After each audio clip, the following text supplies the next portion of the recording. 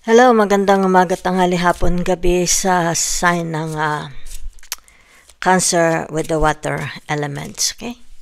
Lala Baby nagpapakilala. Isa lang pong like, shares, and subscribes. Bigyan ko kayo ng reading for the whole month of August. Yan ha, okay?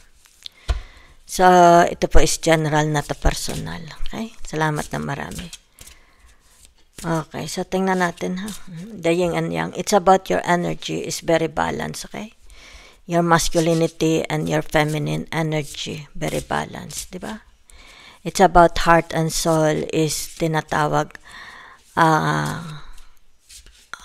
aligned, okay? Hindi magkataliwas ang inyong mind and soul, okay? So, it's about harmonious sa bahay, sa karir, sa trabaho. Okay? Emotional freedom. It's like you have no more baggages. Okay? Wala na kayong mga alalahanin. It's like siguro nabawasan or completely naalis na ang inyong tinatawag na mga problema or alalahanin. The Sacred Woman. You're a healer. For some of you, nakikita dito. Okay? You're a healer. With the number 27, dadaw natin ito sa tinatawag na number 9, okay? So, for some of you, you have a special gift, okay? Kailangan i-develop ninyo, okay? Yan, no? Kasi may puso, okay? Ibig sabihin ito, malakas yung inyong tinatawag na power, okay? Yung inyong tinatawag chi, okay? Chi, yan. Chi power. So, you can heal. Maaring for some of you, hindi nyo lang alam. You need to develop. You have a power to heal, okay? Using your hands, okay? Either ito yung left or hand. Kasi ang alam ko, di ba, as a healer, as a tarot reader, meron tayong tinatawag na absorb ng left and right natin ang the chi, okay? The chi energy.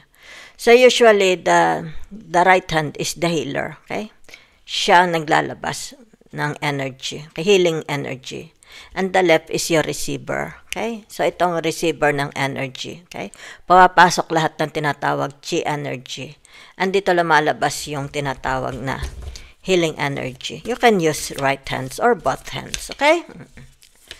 So, narito ang tinatawag the wolf spirit with the number 67, okay? Dadaw natin number 13, di ba? Okay? So, ibig sabihin nito, turn knowledge into wisdom. Okay? Yan. Let's say, sabihin na natin, what's your knowledge can turn into wisdom. Okay? Yan. Maybe it has something to do about your faith, philosophy, diba? Your blessings, diba? Okay? So, it's about, let's say, sabihin na natin, okay, na once upon a time, nasaktan ka, and ito yung tinatawag na it turns into your wisdom. Di ba may kasabihan, pag tumatanda ka, di ba, nagiging more wise man, di ba? You become more wise. Yan, di ba? Kumbaga dito yung tinatawag na, yun ang nakikita ko ha. Tumatanda ka and you become, the older you get, the more wiser you become. Okay? So, meron dito, the outer spirit. Diba? You are never alone. Okay? Yan, no? It's like, nakikita dito, okay? With number 42. So, ibada down natin ito sa tinatawag number 6, di ba? Okay? So, you are loved. Hindi mo lang alam you are loved. Siguro, hindi mo pa, it's like maybe, sabi natin, kung may ka-partner ka, maybe hindi mo ito nakikita, baka hindi demonstrative ang ka-partner ninyo, but they love you so much, di ba? Pwedeng ibang tao, relatives, di ba? Yan. Mahal na mahal nila kayo, di ba? Hindi mo lang yan alam. Kung ito ay mga anak mo, mahal na mahal ka mga anak mo, mga kapatid mo, friends mo, kasi naman yung mga taong yan, di ba? Okay? Siguro hindi lang sila demonstrative. They don't know how to show it, di ba? Maybe they are shy, okay? Meron ditong canary spirit, yan na, with number 12, okay? So, for some of you, ibig sabihin nito, you have a hidden gifts that you have to cultivate. You have to discover, okay? Yan. Maybe you don't know that you are gifted. Hindi mo lang siguro alam. But, you will only know it once may nakapansin. Diba? Let's say, sabihin natin, you have a healing hands. Kasi lumabas ito. Diba? It's like tinatawag, you're a Reiki. You can be a Reiki master healer. Diba? Or sabihin natin, baka marunong ka sa hilot. Whenever you touch people, okay, it brings healings to them. Hindi mo lang siguro alam, di ba? Siguro sabi nila, hinawakan mo lang ako, nawala yung sakit ng aking rayuma, something like that, di ba? Okay? So, ibig sabihin nito, cultivate, di ba? Ibig sabihin yan, tinatawag na discover mo, okay? Yan. Dahil dito, maybe you have, okay? A gift, okay? A healing gift, a power to heal, okay? Yan. Tingnan natin kung saan tayo. It's about your energy. In your energy. What's in your energy? So, this is overall your energy, okay? So, what is your status? Ano ang tayo mo ngayon, di ba? What's your situation, di ba? Tingnan natin. So, narito ang tinatawag na the temperance, di ba? So, ibig sabihin nito, ikaw yung taong mapagbigay. Maybe, sabihin na natin, you're a member of let's say sabihin na natin, a group, di ba? You visit sick people, maybe, di ba? Ito yung tinatawag, maybe you visit, tinatawag na matatanda, di ba? Maybe you have a heart for the poor, poorest of the poor, di ba? It's like you are pouring your blessings sa mga kapuspalad. Okay? Yan na nakikita ko.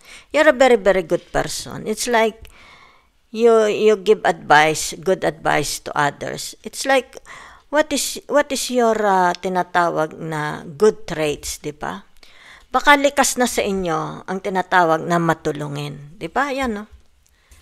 Kumbaga dito, halimbawa may pumunta sa bahay mo, napapagod, di ba? Sabi mo siguro, kain na ikaw. Di ba? Yan.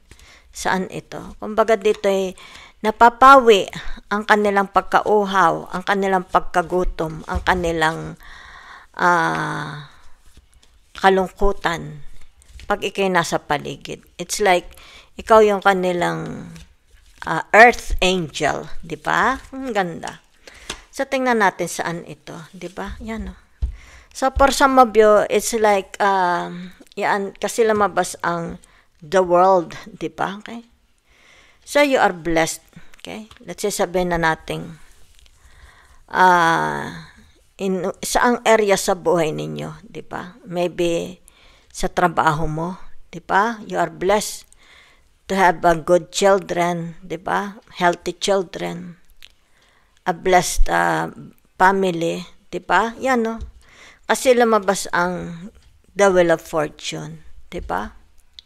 So, it seems like tinatawag na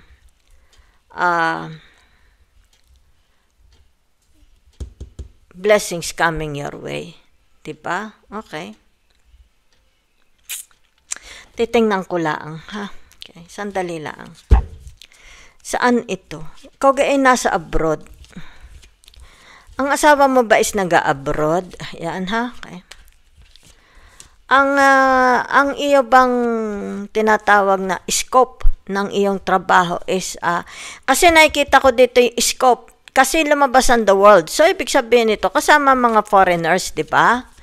Ang scope ba ng trabaho mo is, has something to do about foreigners? Are you dealing with the foreigners sa trabaho mo? Di ba? Yun na nakikita ko. So, for some of you, nakikita ko dito is tinatawag. Siguro, palagi ka nasa abroad, di ba? It's like, you are blessed, you are lucky because you've seen a lot of countries, di ba? Maybe nakabisita ka na sa iba't ibang mga bansa, di ba? And you know, there tinatawag tradition and culture. For some of you, nakikita ko dito, it's about tinatawag na they know tradition and culture, di ba? The behavior, it's like tinatawag racial, di ba? So, cross marriages, di ba? May mga it's like tinatawag mga children, di ba? Mga anak mo is like, sabihin na natin may mga lahi, okay? Or baka halimbawa may mga pamangking ka, may mga lahi, di ba? Kasi you are surrounded with the foreigners, di ba? Yan, maybe you are married with the foreigners, you are teaching foreigners, di ba? You are dealing with the foreigners, di ba? You are, sabihin na nating business partner ng foreigners, di ba? Maybe you are catering foreigners, di ba? All over the world, you are talking to people all over the world. That's something to do about language, di ba? Yan. So, nakikita dito, the older you get, the wiser you become. Because of the wheel of fortune. Yan ha, okay. So, yan, nagip ko na. Kasi nakikita dito, the older you get, the wiser you become. Let's see your strength.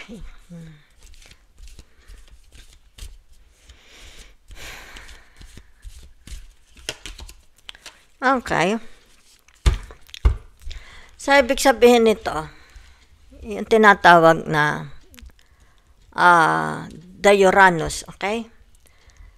What is this? Ibig sabihin nito yung tinatawag, you want a freedom. You want in a transition, di ba? You are ready for transition. Kasi ito yung strength, di ba? Okay. Pag sinabi mong the Fool, di ba? Yan yung tinatawag na the Uranus. Once you started, it's like, once you start your journey, okay? Still you don't know the outcome, di ba? Let's say, sabihin natin, punta ako sa abroad, di ba? But, you know, alam mo, okay? Yung tinatawag pagdating mo doon, di ba? It's like, mangangalapa ka, di ba? Because you have no experience. You have no knowledge. Kasi narito on the wheel of fortune, di ba? You don't know the outcome, okay? If you have success or not, di ba? You don't know kung ang tinatawag na interaction, relationship, di ba? Magkakaroon ng success or failure. Kaya to zero, di ba? Especially. So it's like tinatawag you want to adventure. You want to give yourself a break, di ba? To see, to discover, di ba? To see the potential, if there is a potential sa pupuntahan mo. Okay? So, that's your strength. Diba? It's like, you want, paano ko ito malalaman if I don't go there? Diba? That's your strength. Okay? Kung hindi ako mag-aasawa ng foreigner, how will I know kung magkakaroon success or wala? Diba? Kung sasakupin ko ang mundo, paano ko malalaman? Diba? It's like something like that because Uranus is about, revolution, di ba? It's like tinatawag beginning the war or yung tinatawag mananakop ako, di ba? It's like invader ka, di ba? You're an invader. It's like bago ka lang sa isang bansa, di ba? It's like alien ka, pumunta ka dito sa amin, di ba? So what you will expect from them? Are they gonna welcome you? They will welcome you or what? So, what is the intention? Diba? What's your intention? Why you have to go there? To invade, to terrorize, diba? To rule, to own, or to make friends, to make love, to make peace, to make good relationship. Kaya narito, tinatawag the wheel of fortune. Okay? Yan. So, you are hoping. It's like you are hoping. Everything's all right. Magkaroon ng success. Because pag sinabi mong the Fool, it's zero. Diba? It's like, you're so crazy. What do you think pag nagparoon ka? Yayaman ka? That's why it's like tinatawag life and death. Diba? It's like tinatawag na, I will not know. Okay? Kung di ako paparoon. Diba? So in what areas? That is your strength. Diba? Nakikita dyan. It's about your curiosity. Diba? It's about your desire. Okay? To go there to see what they have there, diba? It's like, oh, I want to taste their food, okay? I wanna know how they live, something like that. So, lumabas dito ang tinatawag the Hierophant, diba? Okay. So, what is the Hierophant? And the Hierophant, may kinalaman ito sa tinatawag the Temperance, okay? It's like, I'm coming to your country to make peace with you, diba? I'm coming to your country with peace. Ibig sabihin nito, hindi ako pumarito sa inyo para kayo bangayin. Di ba? That's your strength. Para makipag-away sa inyo. Nagparito ako. Di ba? Para makipagkaibigan. Para magpayaman. Let's say, sabihin natin, kung tatanggapin mo ako sa trabaho, payayamanin kita, payayamanin mo ako. It's like give and take. Di ba? I will give you my knowledge, you will pay my knowledge, di ba? So it's like tinatawag trading, di ba? Okay? It's like nagtatrade, gusto mo makipag-trade in, di ba? It's like, bibigyan kitang asukal, palitan mo ng ginto. Kaya lumabas ang the Hierophant, okay? It's about yung tinatawag, what do you have, okay? Ano ba meron ka? Knowledge, wisdom, experience, diba? Yan. So, I come to make peace with you, diba? I did not come here to declare war, to declare fight, diba? I come. Yan, no? So, the intention, that's your strength, diba? So, tingnan natin, okay? Yung tinatawag na the challenge, okay? Challenge. Okay? So, nasa ang card ko. Okay? So, this describe you. Diba? And this is your strength. Diba? And the challenge. Okay. So, ayan ha. Yan. Kita mo dito, di ba? You want emotional freedom, di ba? Dito sa strength, okay? So dito it describes you, the yin and yang sa temperance, di ba? Okay? So it's about your tinatawag, okay? Yan, no?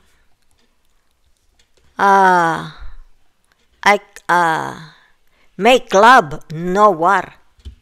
Di ba? Sa strength, it's your strength. Let's make love. No war. Kita mo naman yung kamay mo, di ba? So, tingnan natin the challenge. Okay? So, dito sa challenge nyo, narito ang tinatawag na the Six of Swords, di ba? So, what is the Six of Swords? Okay? Yan yung tinatawag na it's about your, yan, no? Higher knowledge, di ba? It's like your knowledge is tinatawag na different from them, di ba?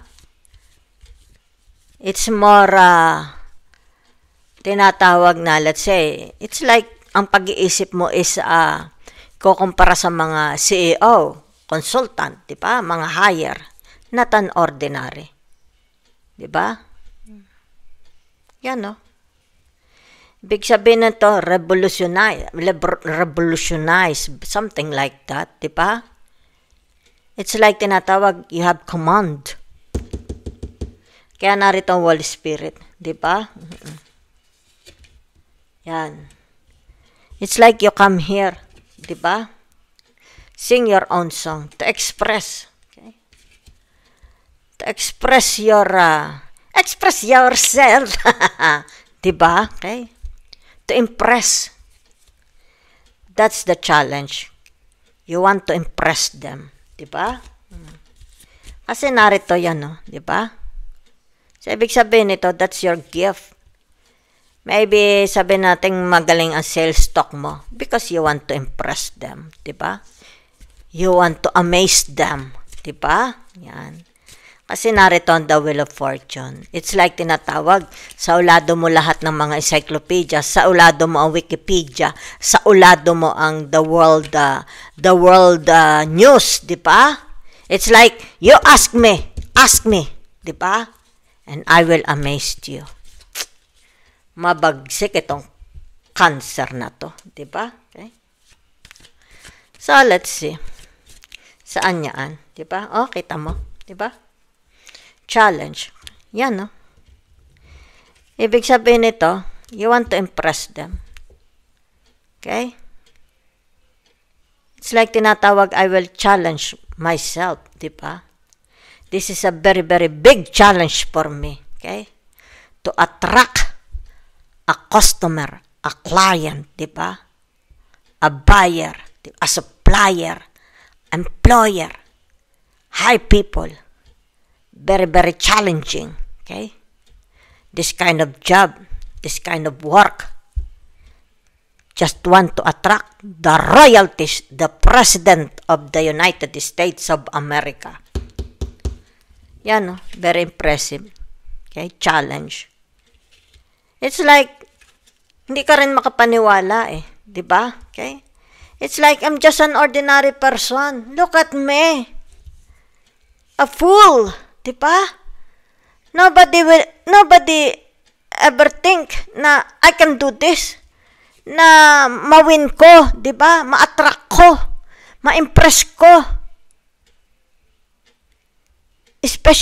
Especially, tinatawag foreigners, di ba? The royalties, the highest, sabihin natin, the highest admiral general of the, something like that, di ba? Na-impress, di ba? Because of your, tinatawag na, your knowledge, you turn your knowledge into wisdom, okay? Ayan, that's the challenge, okay? Even yourself, di ba? It's like sabihin mo, nag-istorya ka siguro sa kanila, sa mga friends mo, di ba? Sa mga magulang mo, nagtatatawanan sila. Kumbaga dito, napabilib mo eh, di ba? Kumbaga, tingnan ninyo kasi narinig the Wheel of Fortune. It's like, I went home to my family. I told them my adventures, what happened during my adventures, di ba? It's like telling a story. It's like a fantasy story. Nobody cannot believe. Ano? Yung itsura mo, butas yung pantalon, di nila napansin. Kumbaga dito, Jesus, Santa Maria. Okay? It doesn't matter. Okay? Hindi naman ako nagparoon para yung tinatawag na tingnan nila ang kasuotan ko. I want them to see. Okay? Yung tinatawag. Ano? Okay? Ano itong meron ka? Diba? Yan. So, ibig sabihin nito, nag-iistorya ka. It's something like nag-iistorya, diba? So, na-amazed yung pinagkwentuhan mo. Because, tinatawag yan, no? That's your challenge, diba? Is to amaze them. Diba? Naging followers mo pa sila. Naging, kumbaga dito, body-body. Okay? So, it's like tinatawag dito. Okay? Yan, no? You teach me, I will pay you. Diba? Give me your knowledge, and I will make you rich. Diba? So, let's see the outcome. Nasa na bagay yung card ko?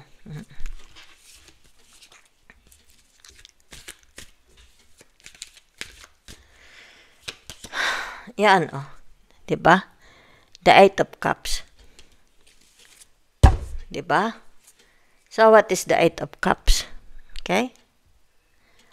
Di yan yung tinatawag na, yan, no?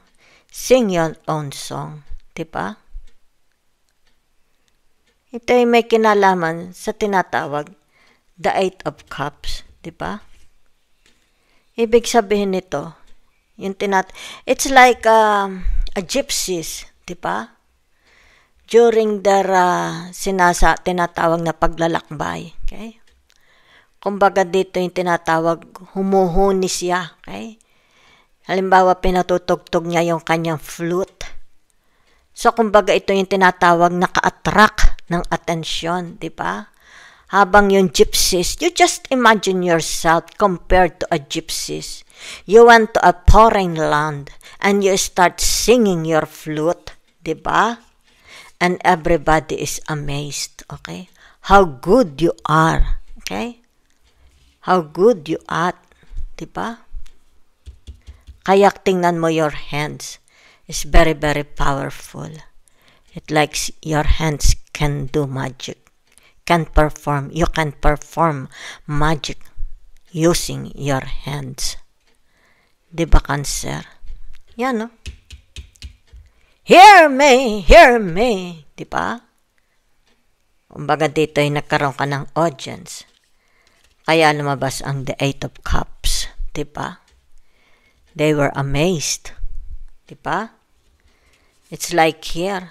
It's like you see yourself. Just imagine yourself. Picture yourself as Jesus Christ. Let's say not Jesus Christ.